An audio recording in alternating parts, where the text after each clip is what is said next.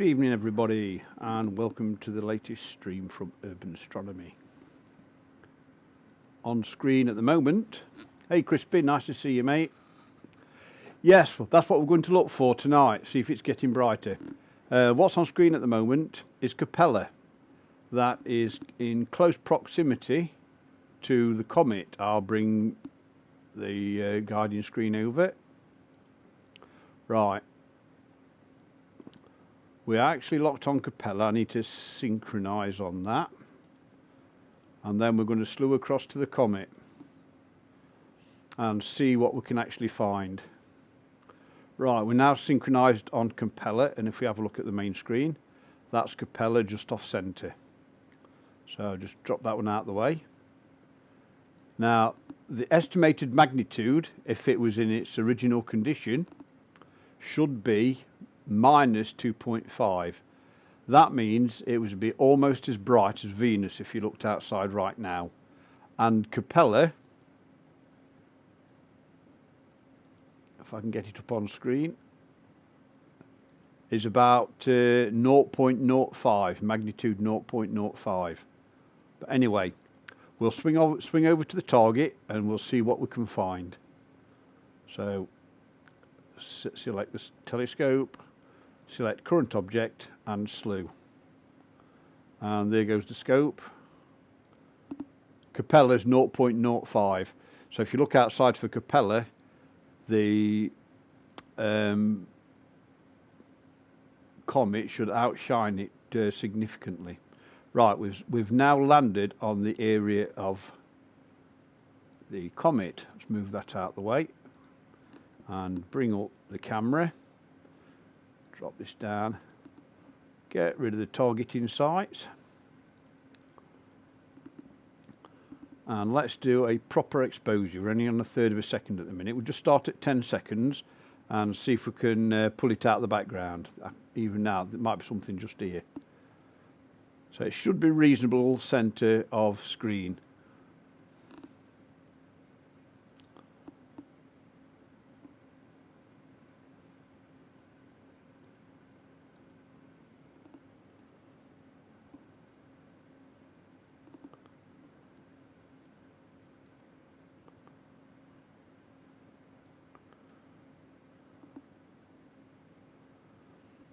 And I can't see anything there at the moment. Let's just tweak a little bit.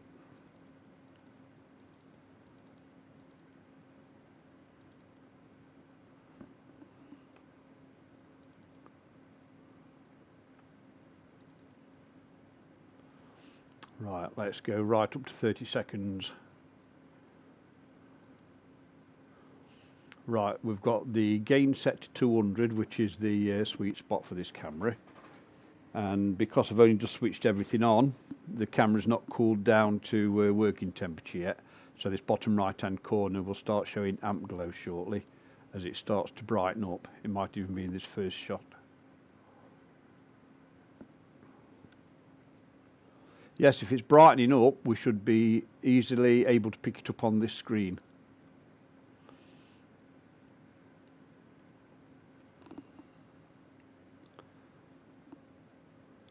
And I can't see anything, to be honest. Right, let's go to 60 seconds and see what that does for us. Let's press a few buttons and see if we can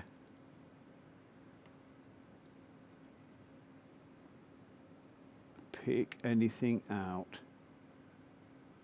Now there's nothing there, just clear.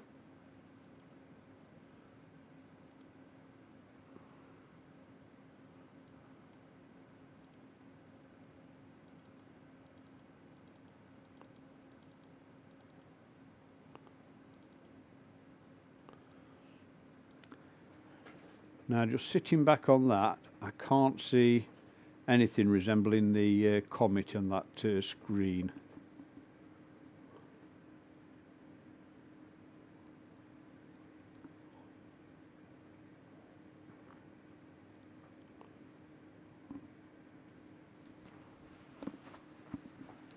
Right, we'll see what 60 seconds does for us. That should bring anything out. There's a little bit of a blur there, but I'm not sure if that's it. And there's a bit of something there. Right, here we go.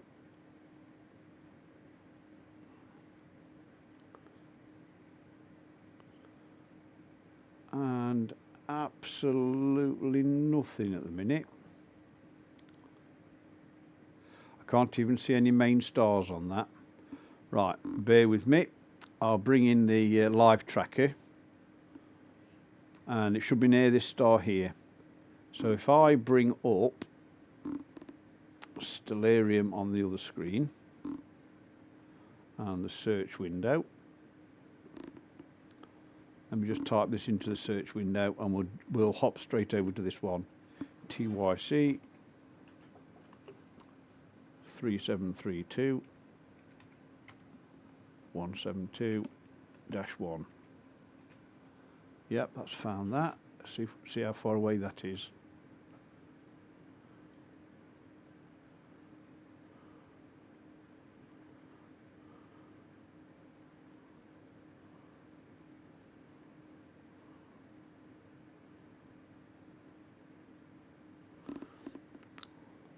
Right, it should be on the screen, but I can't see. I wonder if it's dropped below my horizons, and that's why we've got no main stars on there. Yes, it's well below 30 degrees, so that would be why I've not got the comet up there.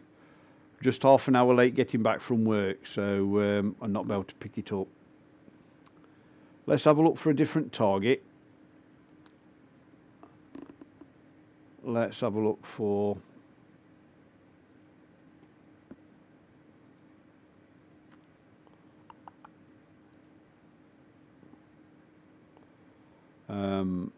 we've got Y1 and we've got T2 pan stars. So let's have a look which one's going to be. Yeah, look at this here. The observed magnitude's 9.5. So it's not brightening up that I can see. And the estimated magnitude is 13.3. So it is actually getting dimmer. And with that little scope symbol there being yellow, it means it's below my horizons. So let's have a look at Y1. Go to this tracker.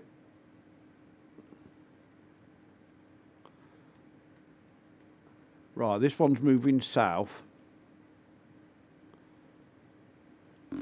at a fairly steady rate. Now if we go for this one here, that should bring us into the rough area. Now let me get this up on screen and I'll enter the coordinates of that one.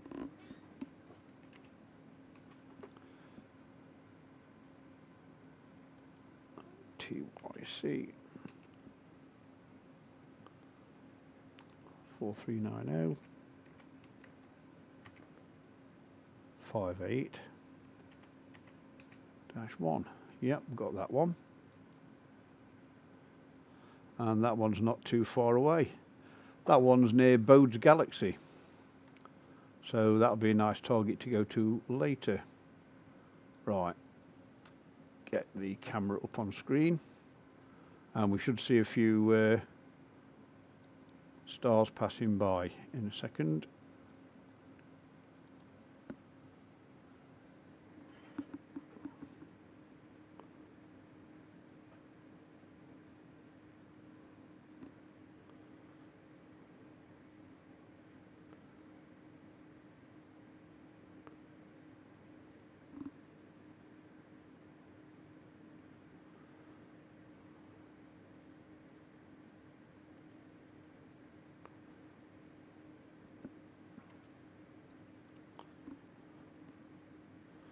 Right, that was the star that we wanted to track to.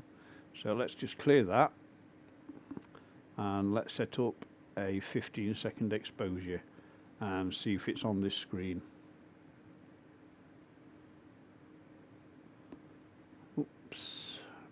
on, we're in the right area. I've put kettle on but not made me cup of tea yet.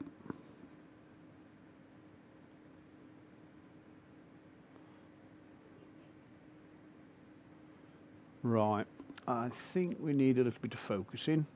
Let's just do a stretch. And I don't think it's on that screen.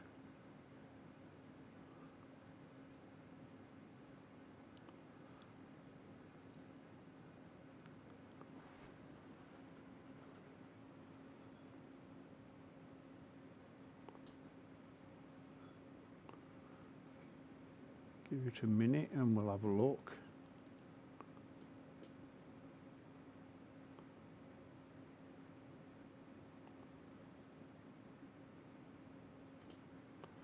Right, I wonder if that's it there.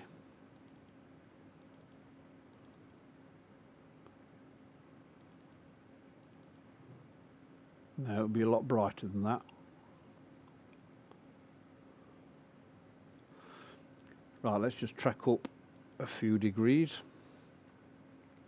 and see if we can get it on the next screen.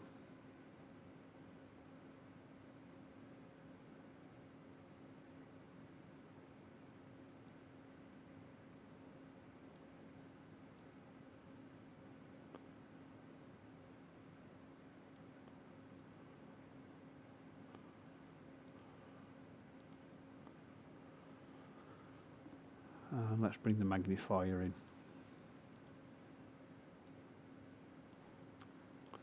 Tweak the focus a little bit.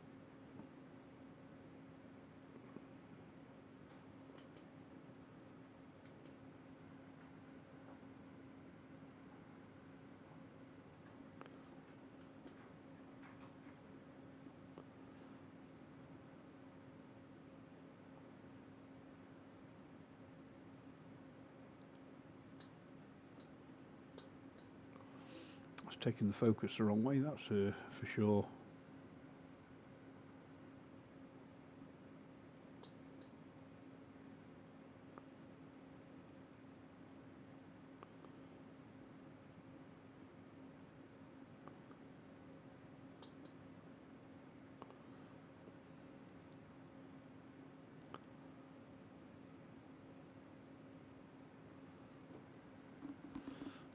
Right, nothing there. Let's go across a little bit.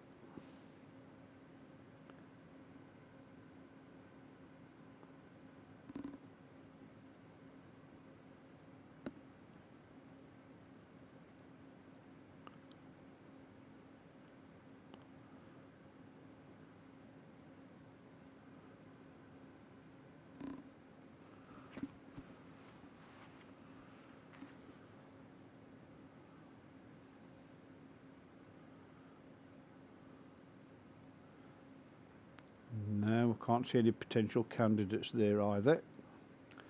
Let's just slow down a little bit.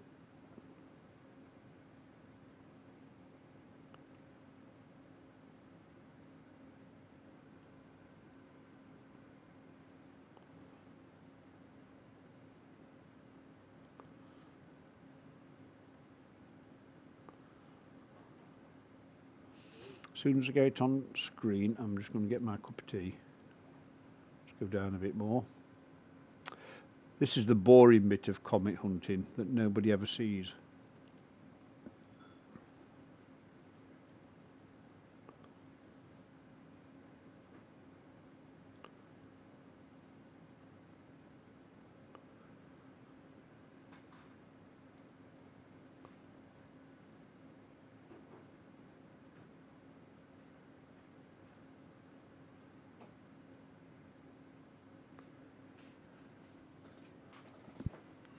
Thank you, sweetheart. Have you had dinner? No. Okay.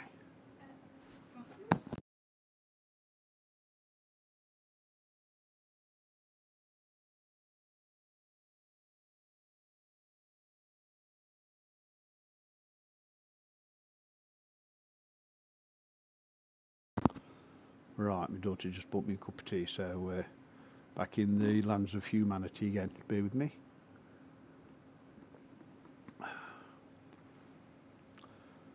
Right, can't see anything on there.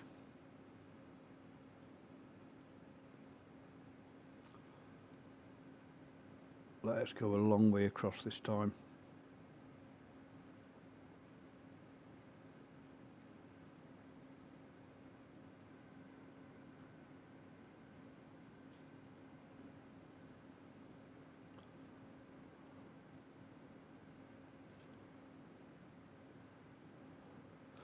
Right, let's see if there's a reference star nearby that I can use.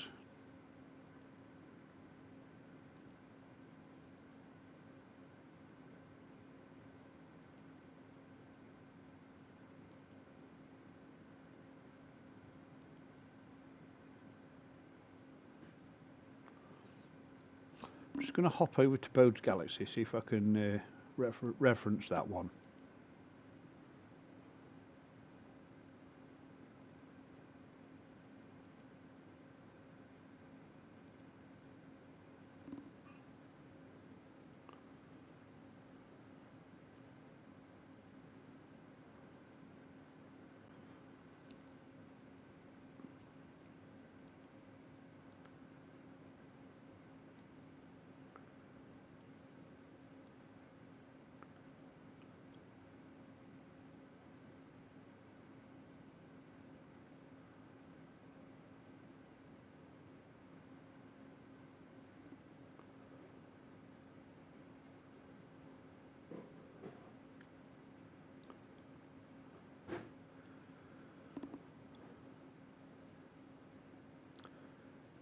Just looking for the reference, and then should be able to hop back to the area of T2.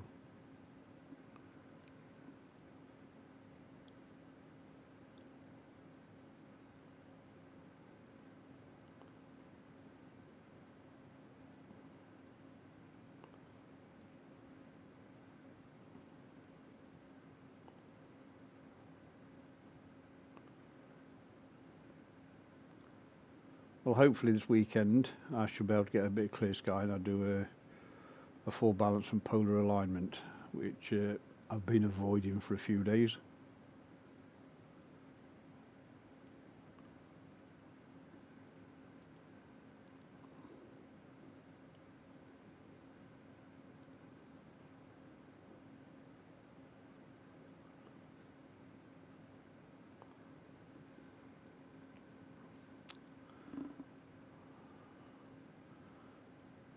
Alright, bear with me, I'm just going to bring up Stellarium in a second, see how far away I should be.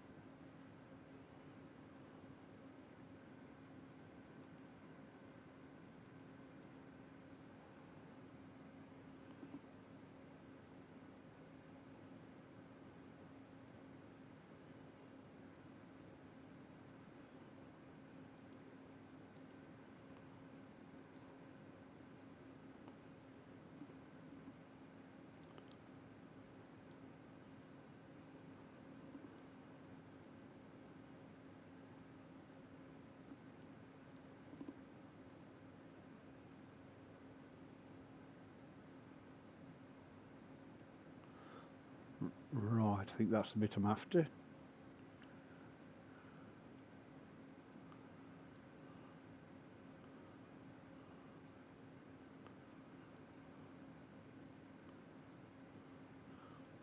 That little smudge there should be the Cigar Galaxy.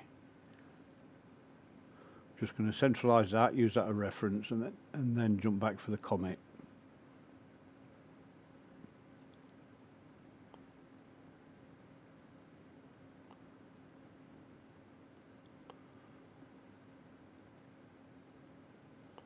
It's close enough. Just do a sync on that.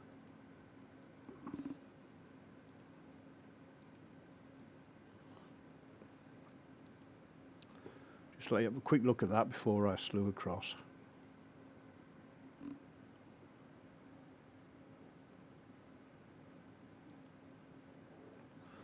there you go. You need to do a proper exposure on that. Right, bring up stellarium.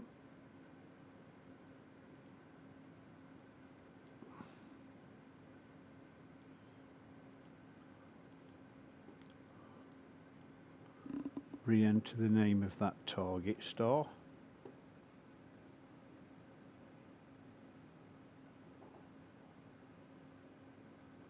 I think it was that one we went for.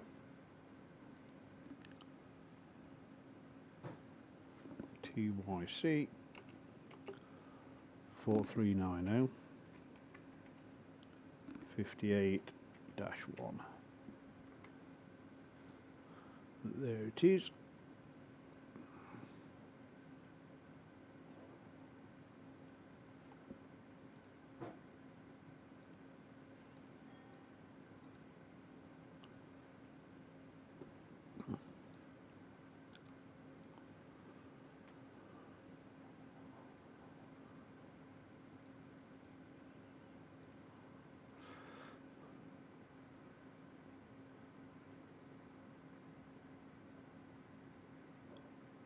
Hey Samurai, nice to see you on the stream, mate. The unfortunate thing is Y4 is just below my main horizon at the moment, so I can't image it right at this moment in time. But we're looking for Y1. I think it's Y1 that we're going to look for. Yeah, we're looking for Y1. Another one of Atlas's targets.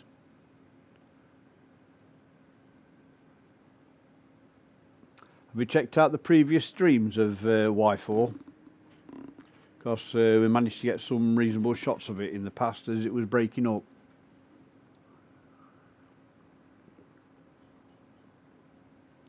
You have to excuse me because I've literally just come in from work and I've got my first cup of tea.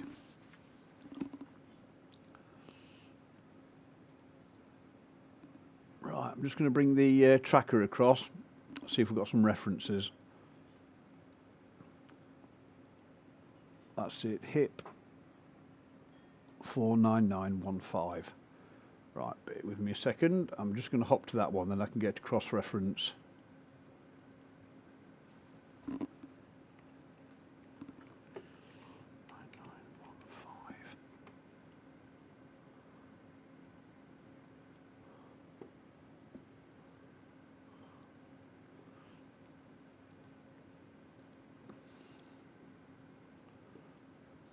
Right, I think that one there is the star we're after. I'm just going to have a quick search to make sure there's nothing else that bright in the area.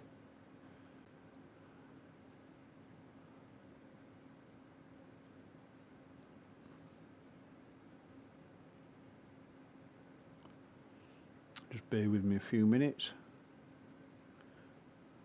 As I was saying earlier on, this is the boring bit of comet hunting, even though you know where it is.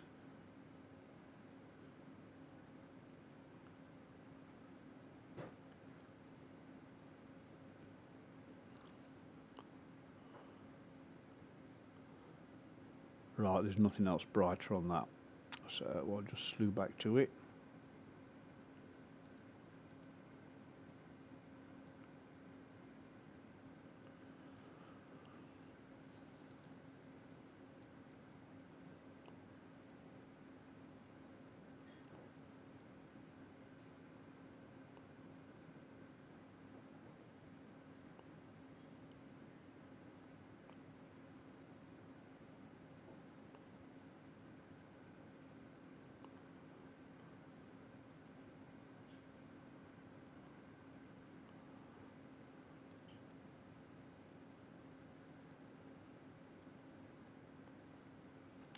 Close enough. Single on that one, and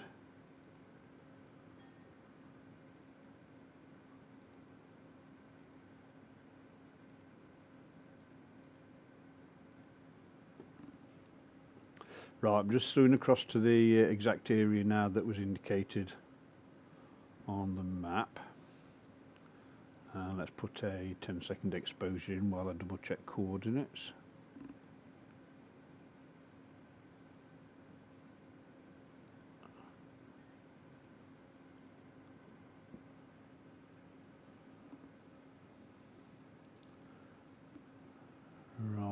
can't initially see it there.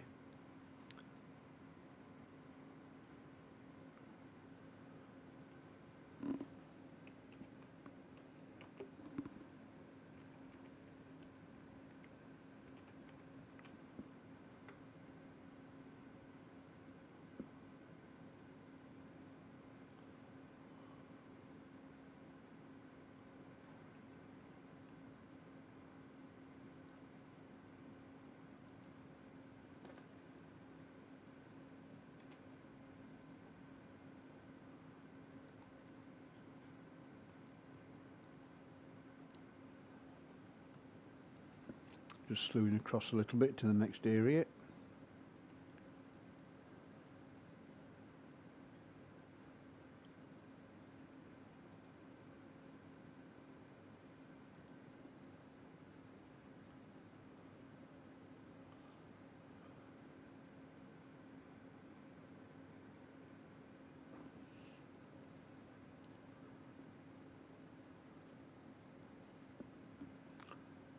Right, I'm going to slew across a little bit more.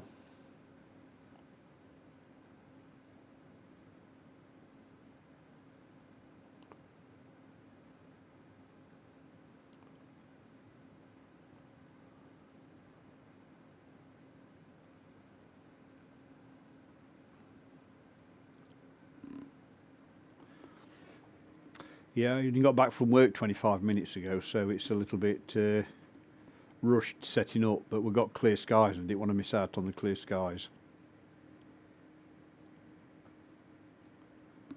Right, 10-second exposure. Let's see if this is going to pull anything out. There it is. Straight away, there it is. Let's just get that a little bit more central up here. Let me just yeah, look, bring that in. That's just that blur just there, but let's just clear.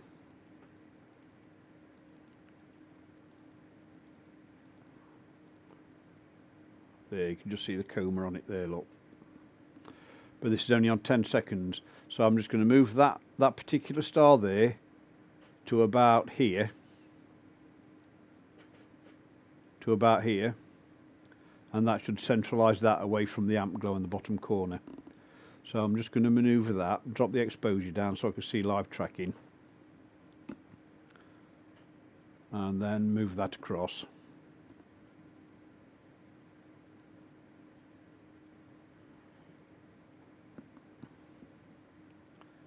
There we go.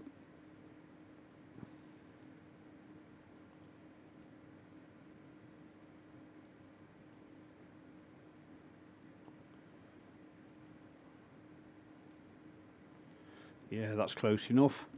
Right, let's bring a 15-second exposure, clear the stretch, and somewhere around here we should have Atlas Y1.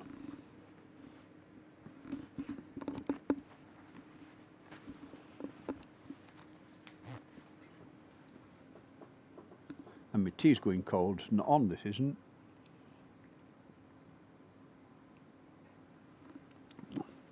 We're going to do another live tour.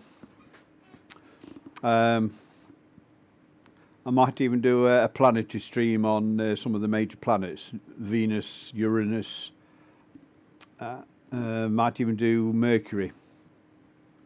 Right, there it is, look. Let me just tweak it a little bit.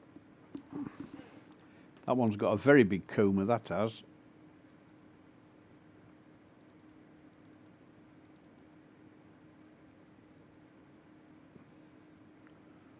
Bring that in there, look. Let's go straight for 30 seconds on this one.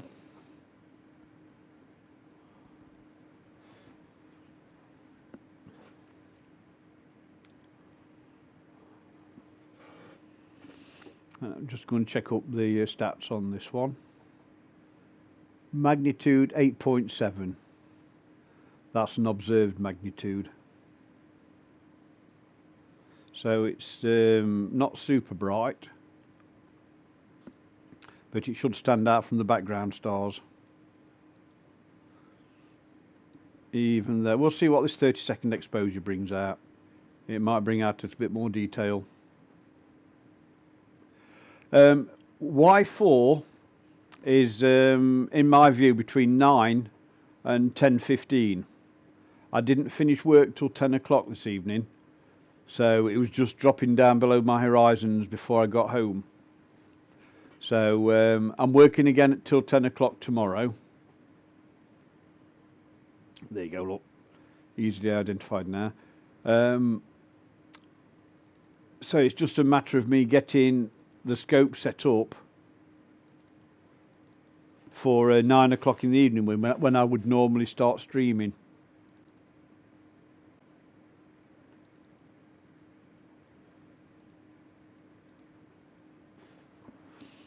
Right, because we've got we set it for 60-second exposure at a gain of 200.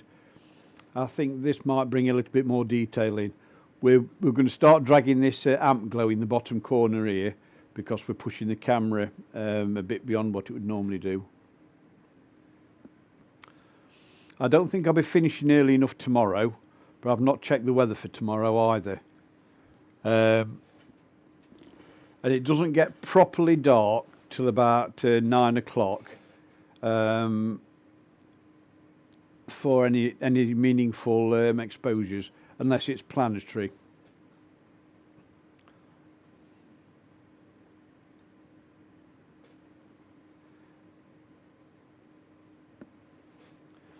But at least there's no danger of this one breaking up before we get a full set of data on it. And hopefully we'll get a clearer picture so I don't have to stretch it so much.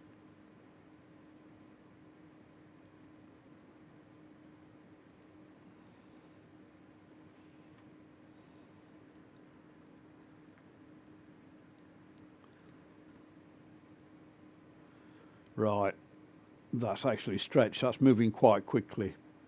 So let's just clear the stretch. Can't quite see it without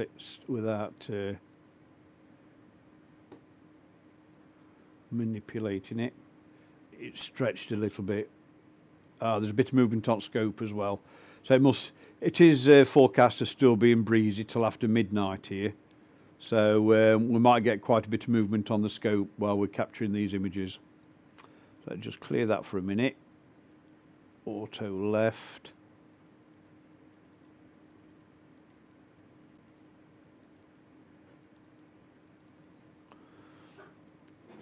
Right, from here, it's got quite a wide coma. And say it's magnitude 8.7, it's way dimmer than the other ones in my area at the moment. On the 23rd and beyond, we'll be switching equipment round a little bit. We're going to be moving over to a full frame digital coloured DSLR, and we're going to move over to the Comet C.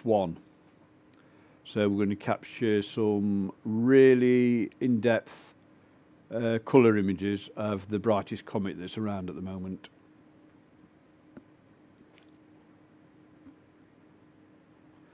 And the aim of that one is to capture an image that I can turn into a desktop background, because I've seen other people's versions of it and it does look quite spectacular.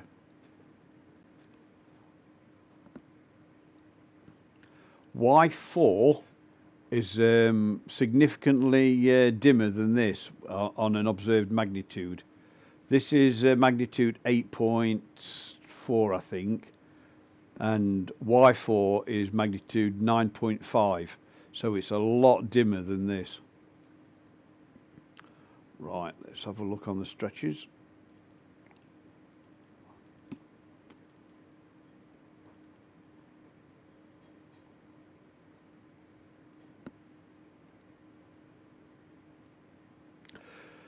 The stars are pretty round, so there's not much movement on the scope. So for a 60-second exposure, that's a good representation of shape. It might be slightly stretched due to the long exposure, but it shouldn't be too distorted. And sitting back, it's got quite a short, intense coma there, and I can't pull out very much tail detail, although there's a slight indication of tail just here.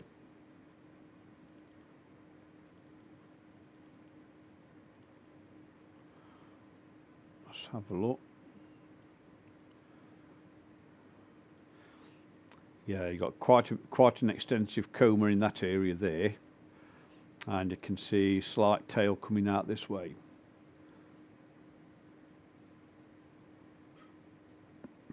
I'll have to find that app that allows me to draw on screen, so I can indicate the highlights or the points of interest.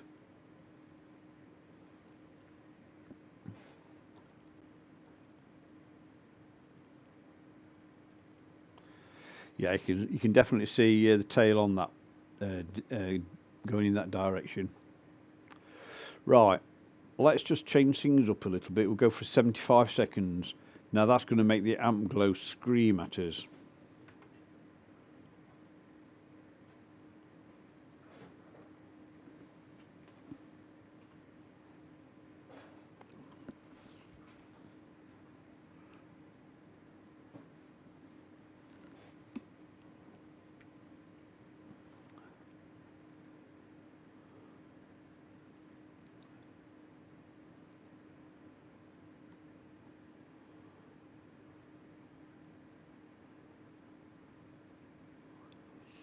Yeah, observed magnitude 8.7, estimated magnitude 14.9. That would explain why it's so dim.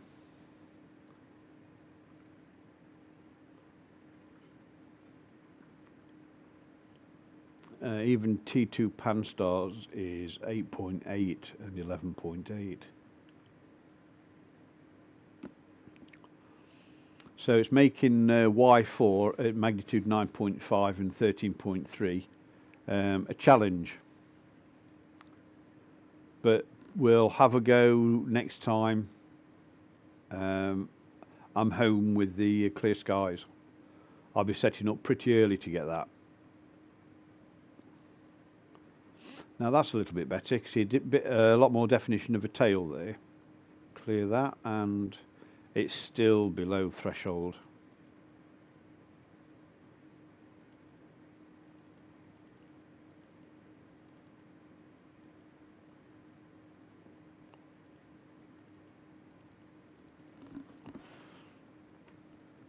Let me have a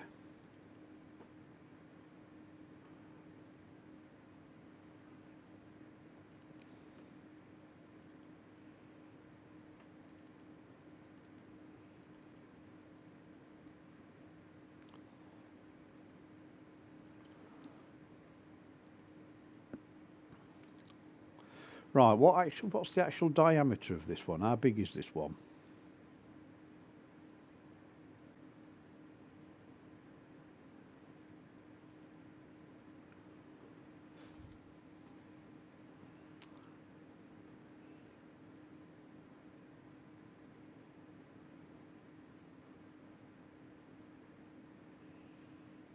Hmm.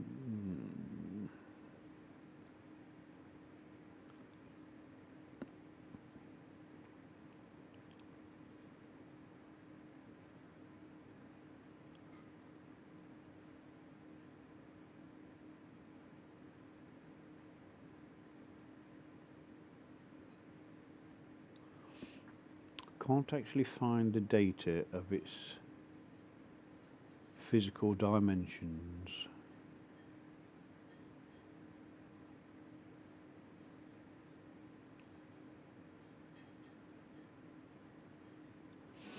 Well, there's a little bit of trivia for you.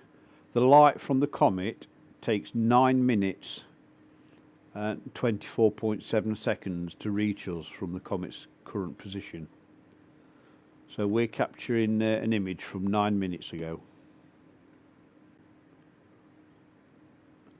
But I still can't find the diameter.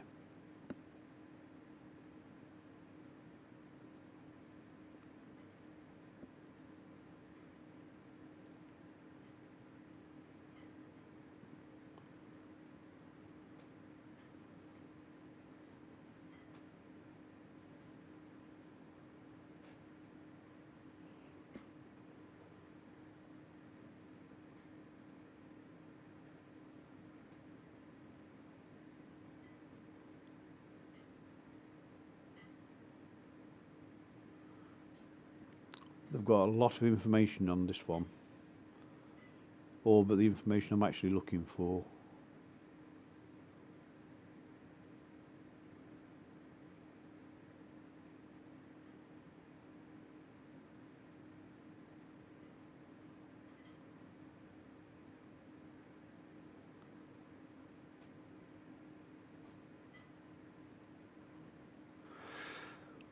Right, still suffering with wind on here. We've got movement on the scope, and unfortunately there's not a lot I can do with that. It's just where the observatory is set between the two rows of houses. It funnels the wind in one direction, and all that direction always seems to be my equipment.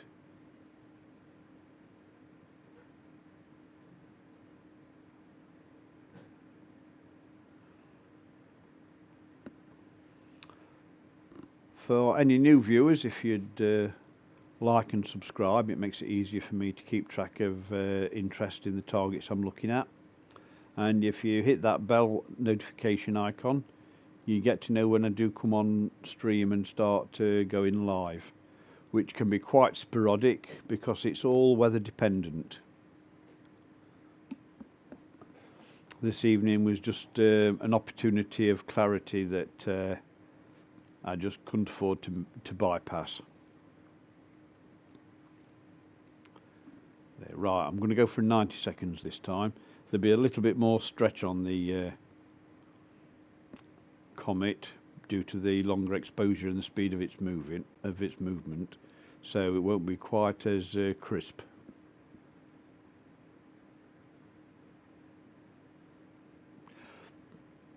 Oh yeah, sorry, I didn't read the full message, Samurai.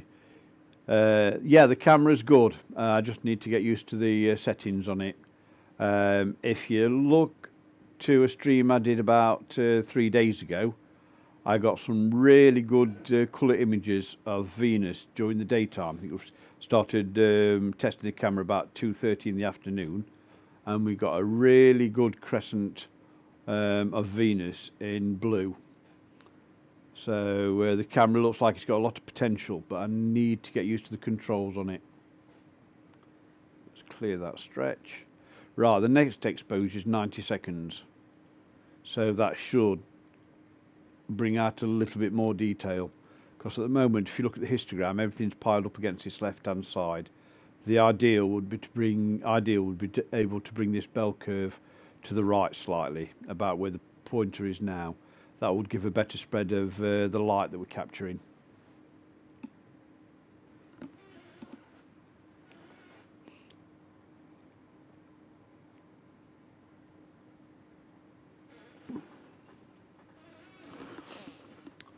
And with the stretch on the histogram, I can see a distinct tail now a lot easier.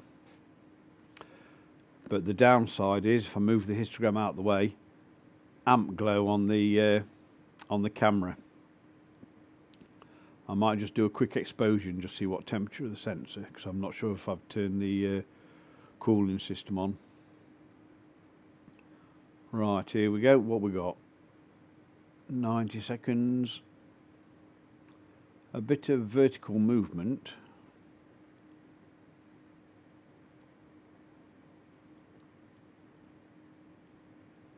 Yeah. From that last shot, it looks like it's moving in this direction. So if I select a exposure, I'll edit that one. If I set the exposures to 90 seconds with a 15-second pause, and we'll just do 10 on the luminance filter, and we'll start that.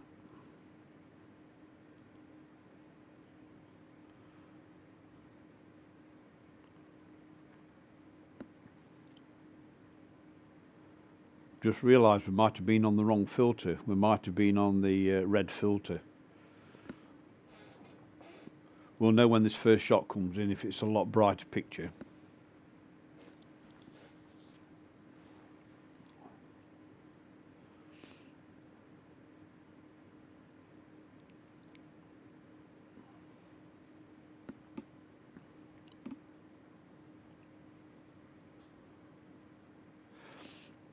I've got this weekend off work, so if we've got any clear skies whatsoever, Friday night, Saturday night, Sunday night, I shall be set up really early, and if it's clear in the daytime, I might go looking for sunspots.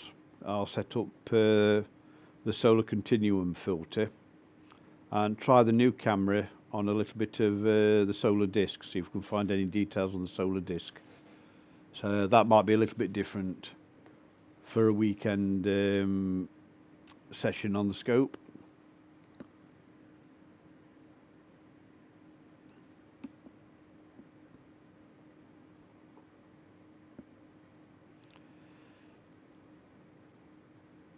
I'm also looking for a solar panel.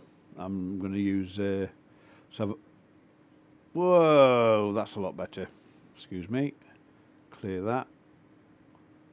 There's a bit of movement in there. And let's see what the temperature of the sensor is. The sensor's at 12 degrees. So it actually is cooling. The normal running temperature for the sensor is 34 degrees. So it's actually cooling quite well. I dare say with that filter we might be able to get away with a 30-second exposure now. So let's just stop this run, edit that back down to 30 seconds, update that one and start it again. Right, 30 seconds. See how the bell curve's moved across a little bit? That means there's more light coming to the central frequency of the sensor, and it should pick up a little bit more detail.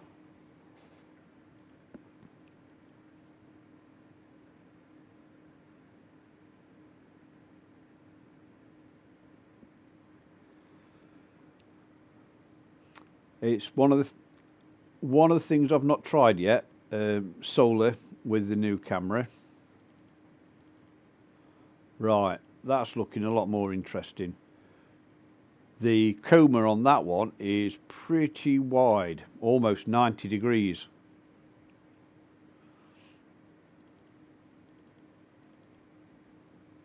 It comes across this area here and goes right round there.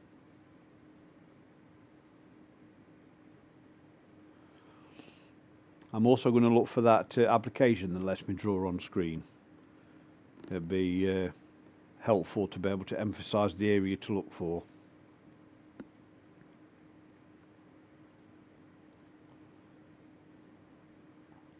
Right, if we go to imaging, move that across a little bit, go to last image.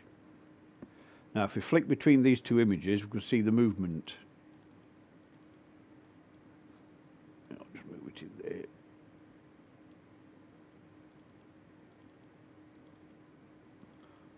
Got a whole bit of scope creep on that one because it's all moving.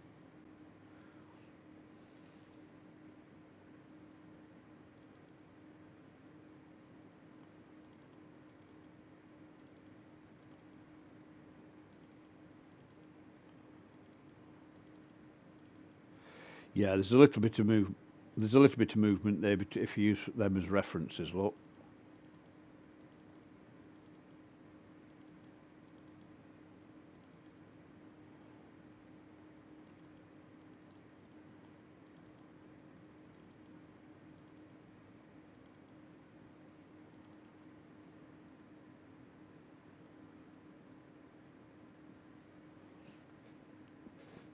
Yes, mate. If the weather's clear in the afternoon, keep an eye out. Normally, if I'm not working, I'll be picking my daughter up from university and bringing her over so she can work in the garden. So I would normally be starting between 12 and 2 o'clock. And that's got definite movement on there. And that would give a good few hours of solar viewing.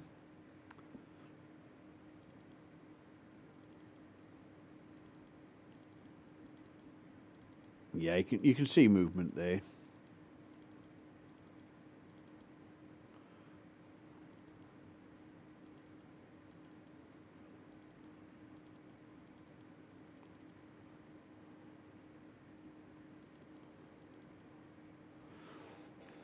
And looking at the shape of the Comet, almost like it's got two tails.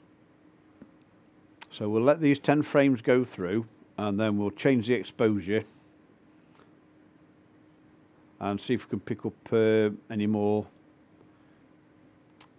details that we wouldn't normally be able to see. Right, let's have a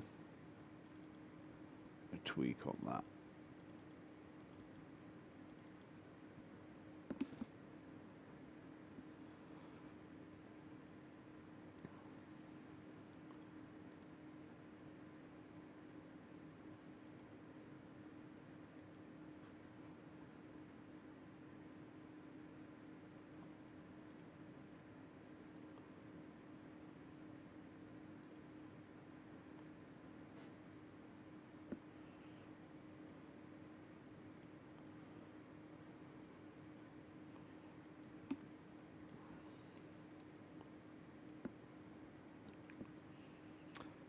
Yeah, the sensor temperature stabilised at 11 degrees C.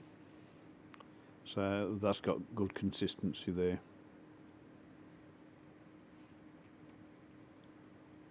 I think I'm destined never to get maintenance done on the scope because I'm always too eager to swing it out into action.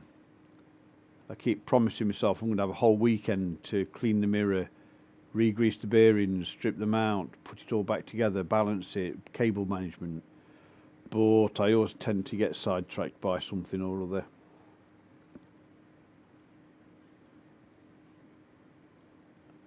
Yeah, there's a distinct tail element coming across this part, almost horizontal, and a secondary part going up at that angle as well.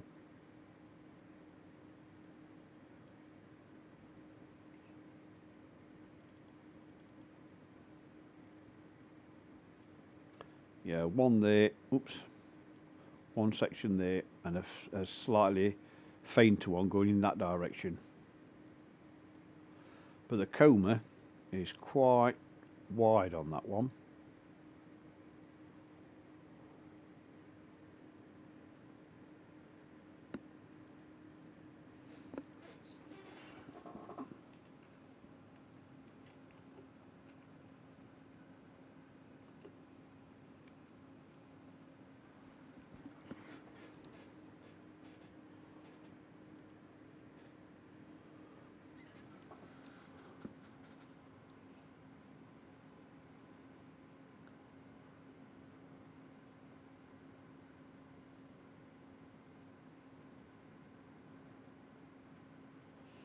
I'm just checking up on Atlas Y4, and they're saying the fragmentation is getting quite significant now.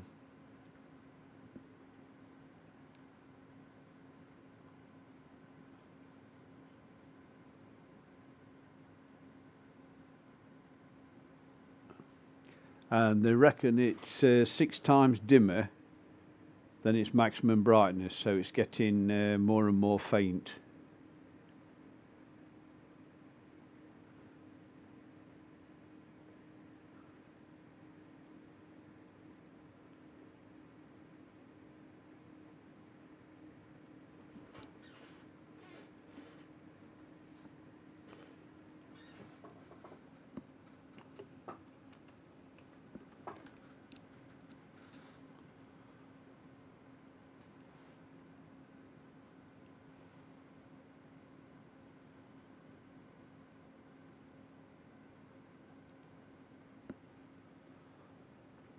Yeah, there's a little bit of movement on that scope, that's on that shot.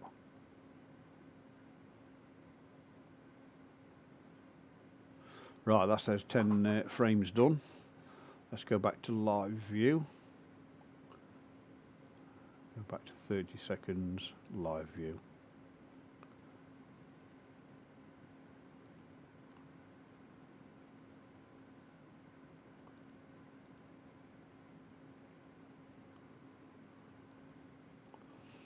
See what this brings us in.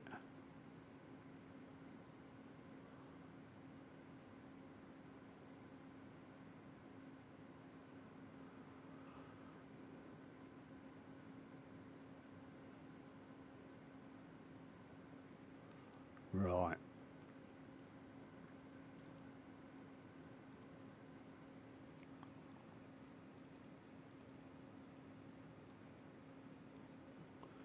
still a little bit of movement, but this one's not going to be dismantling itself as we observe it. Right, let's put that to 60 seconds. Let's do a 60-second exposure on this, and we'll see what 60 seconds brings in for us.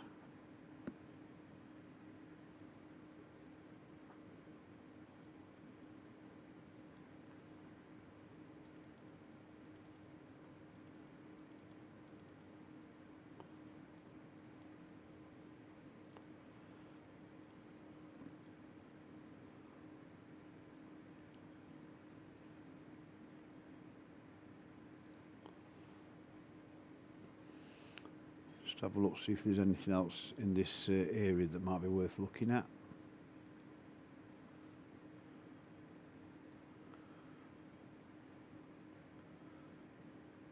T2 pan stars. That's even more faint than this one.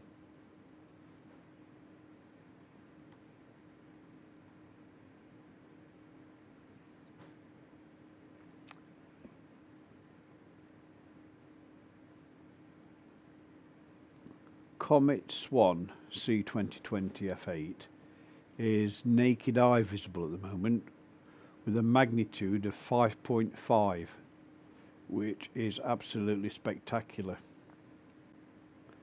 and I can't wait for it to come into our skies. About another week and a half to 2 weeks before it reaches my horizons. Now that looks interesting. Got a main tail there, and one piece coming off maximum at that angle and a piece coming down at that angle. So the Comet is pretty distinct, and we're getting a distinct tail again.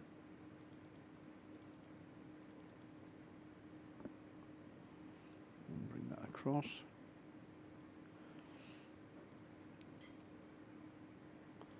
And let's clear.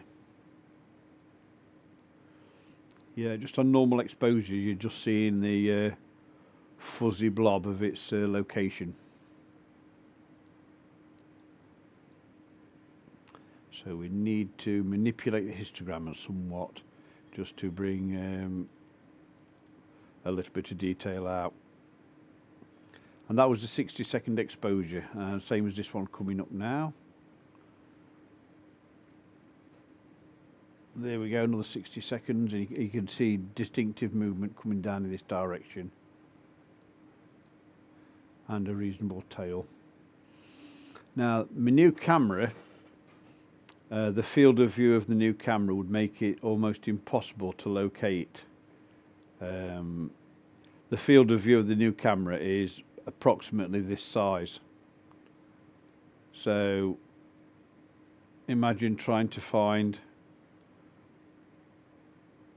that. I don't think I've got the accuracy at the moment, because I do need to service the bearings and everything and rebalance. So I'm not going to put the new camera on, not just for that reason. So we'll stay with the mono camera, and I'm not really sure what sort of sensitivity it has for this particular target.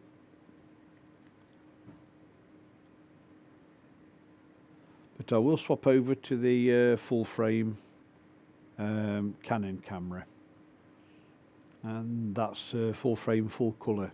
That should bring out a very different perspective to observing.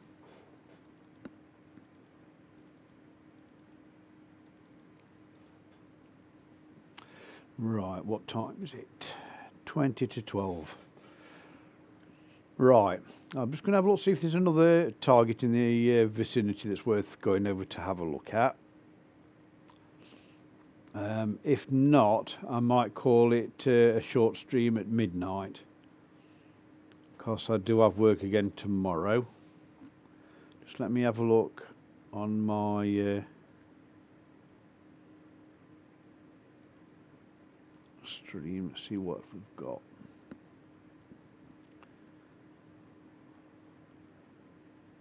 T2 is a lot fainter than this one, so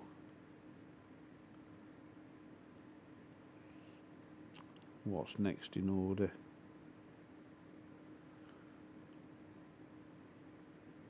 88p Howell, magnitude 13.1.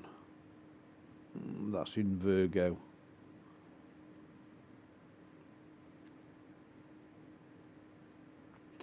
The Atlas Observatory has been really busy in 2019. They've got another one that's in my horizons at the moment, but that's magnitude 15. And even with these conditions, I'd struggle to pick a magnitude 15 up with any certainty. And that's near the Big Dipper. So that'll be going across my roof. That might be a bit of an issue. Right, what else is there? K2 Pan Stars, magnitude 15.8. No, I definitely wouldn't be able to pick that one up. So there's no other comets that would be easy to pick up this evening on this stretch of sky. But let me have a quick look at Stellarium, what's worth going and have a look at.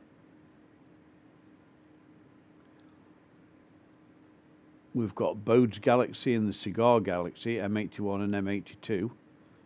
They're always interesting to pick up on screen.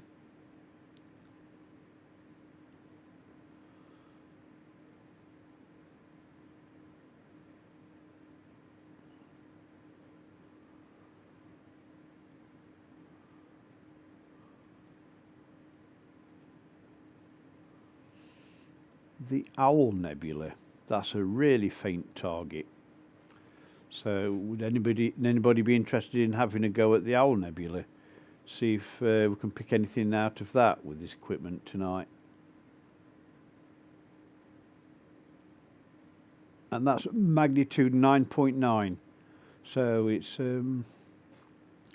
not outside the range of the equipment that we'll be using.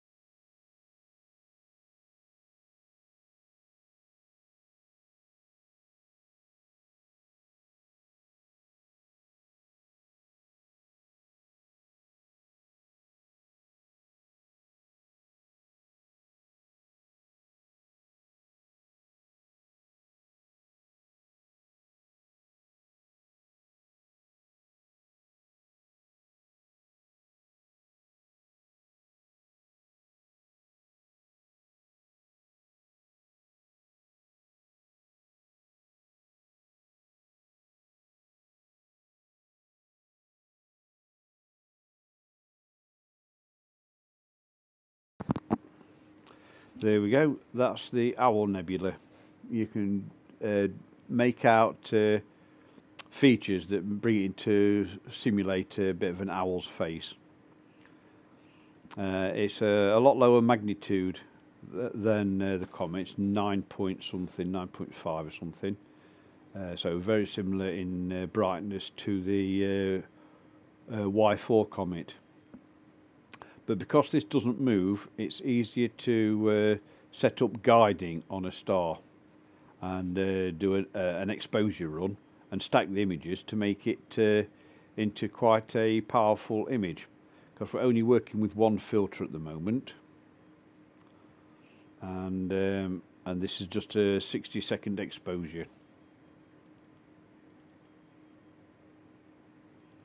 And even now you can see definition between two different plasma areas of plasma, quite intense here, and a fainter one along the outside. Hey Louis, greetings man, how you going?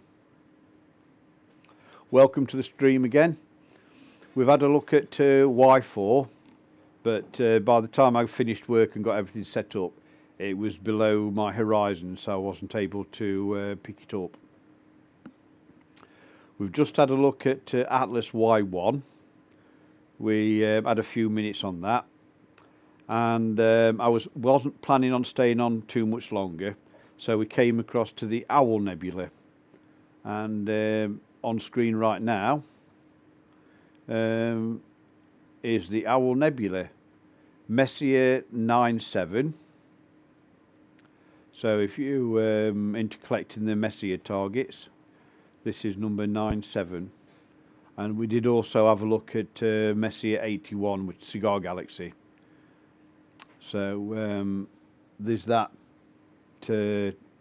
brief visit earlier on. We're currently exposing at 60 seconds on this target, with the gain at 200, which seems to be the sweet spot for most things with this camera at the moment.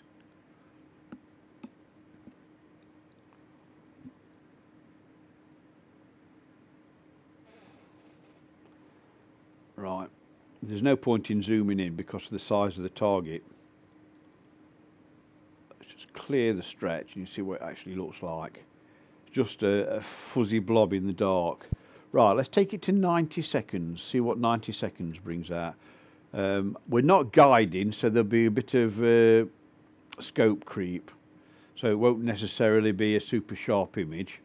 But if one evening we wanted to go and capture something like this using the filter wheel with the RGB and luminance and turn it into a pretty reasonable colour image.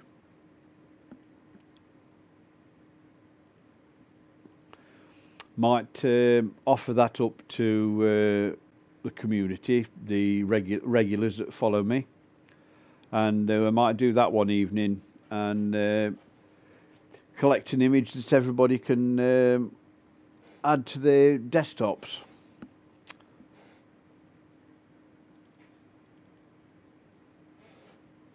Yeah, you can see the two owl eyes,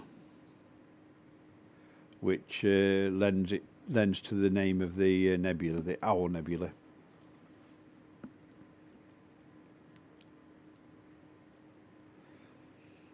And the time is 10 minutes to midnight. I've not even had my dinner. Finished work at 10 o'clock and I didn't get home till about 20 past 10. So I've just had enough time to make a cup of tea.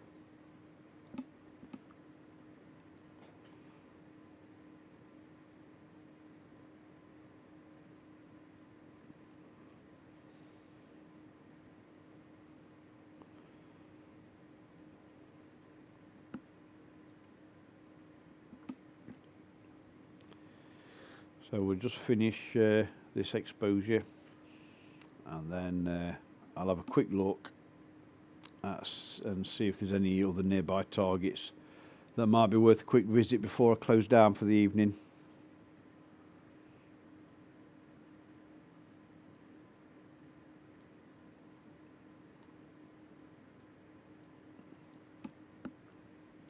there's a little bit of movement in that shot.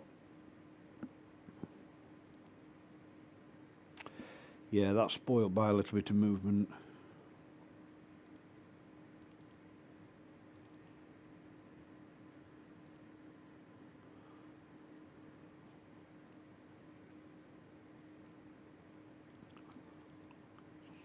Just let me just minimise this and start up the guide camera. Right, let me just connect everything and spin that up and lock onto that star.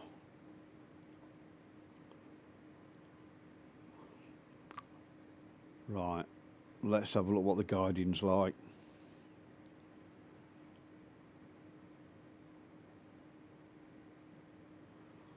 That's pretty stable for guiding without tweaking anything. Right, I'll move this screen to one side, get back the normal camera. Right, we should have a lot less movement on some of these stars as long as it's not wind induced, and we should get a slightly more crisper image. Let's just bring out the magnifier anyway and just have a look. Yeah, got a little bit of movement on those stars. In fact, that might need a little bit of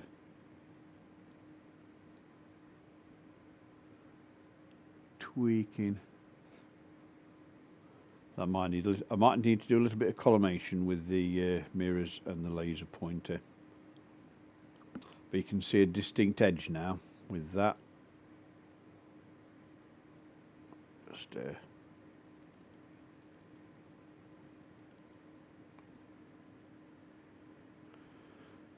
right, let's just try 2 minutes, 120 seconds, see what that brings for us, see if that, and let's just clear that.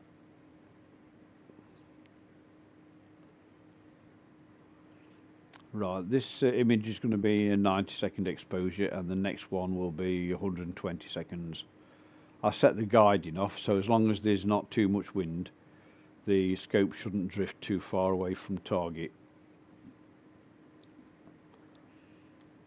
And I was planning on closing down at midnight because I've not had any dinner or anything yet.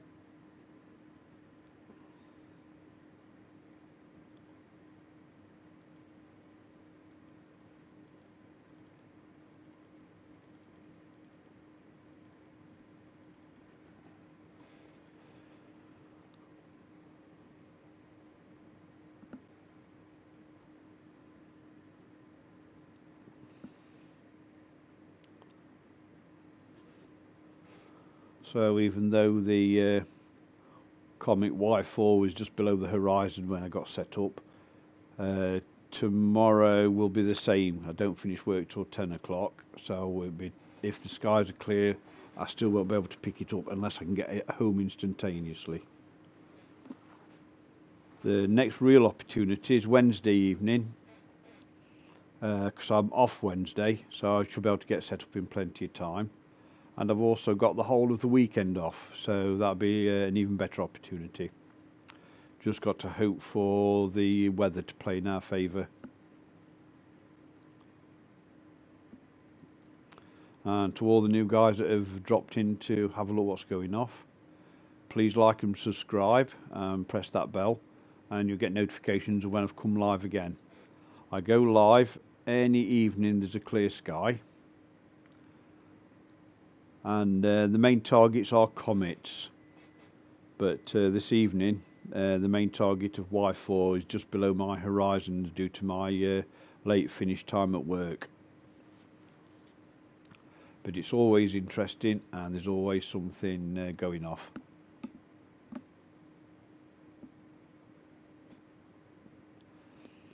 Right, here we come to a 2 minute exposure. I shall clear the stretch. and see what comes up. And auto stretch, yeah, there's a lot more detail on that and a lot less movement. Yeah, I need to do a bit of alignments on the mirrors.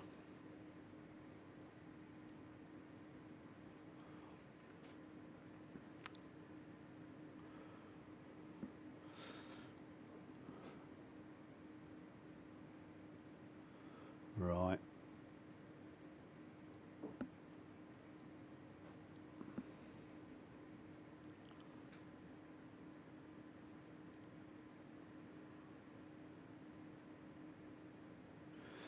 Yeah, this is magnitude 9.9, so it's slightly dimmer than Comet Y4, and we should be able to get pardon me, similar brightness on Y4 when we next pick the target up. But don't forget, by the 23rd, 24th, 25th, Comet Swan should be well above my horizon, and hopefully we'll be able to get a full frame colour camera onto it and get some really good images. Fingers crossed, weather permitting.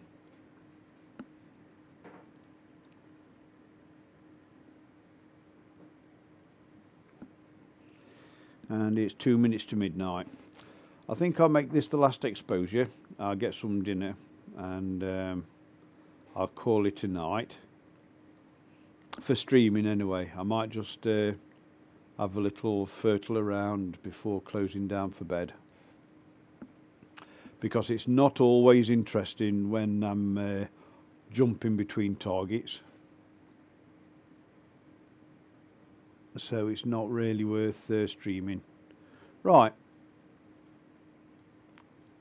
That's a planetary nebula that's gone up. And I think I'll call it a night at that. Just clear that. Yeah, it's not too bad. Very little movement when your guiding's switched on. And let's have a quick look at the guiding.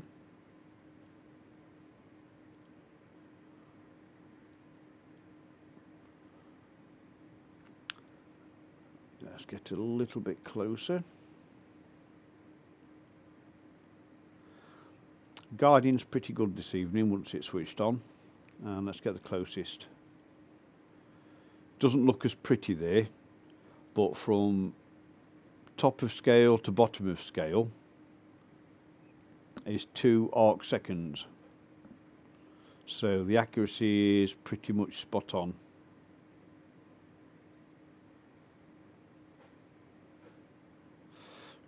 Right, move that out of the way. I'll bring that back in.